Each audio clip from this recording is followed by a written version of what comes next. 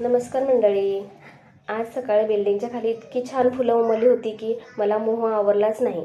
मी खाली गेले आणि ही सगळी टवटवीत फुलं तोडून आणली. फुलांचा तो ताजेपणा पाहून मन कसं प्रसन्न झालं. घरी आल्यावर देवालाही फुलं वाहिली. देवारा आज खूपच छान दिसत होता. मी पूजा आटोपली व मनोभावे नमस्कार केला. त्यानंतर दारात हळदी कुंकू वाहून एक छोटीशी रांगोळी काढली.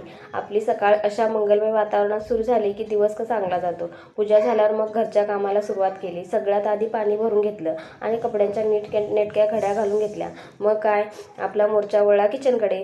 सगळी भांडी घासून घेतली आणि किचन ओटा एकदम क्लीन करून घेतला. घर आवरलेलं असलं की कामं करायला उत्साह येतो. आता वेळ होती स्वयंपाकाची. कुकर लावला आणि चपातीचं पीठ मळायला घेतलं. मध्येच कार्तिकीची नेहमीप्रमाणे लडबड सुरूच होती. दोघी बहिणींची थोडी भांडणं झाली. मग काय त्यानंतर गरम गरम चपाती आणि उकडलेला बटाटा खायला दिला. मुलांचं पोट भरलं की मग सगळं कसं शांत होतं. मग काय संध्याकाळी कार्तिकीच्या हट्टापायी दोघींना खाली खेळायला घेऊन गेले. मुलं खेळत असतानाच पप्पा आलेले दिसले आणि दोघींना खूप आनंद झाला. मग पप्पांसोबतच आम्ही हसत खेळत घरी आलो. तर असा होता आमचा आजचा दिवस. ब्लॉग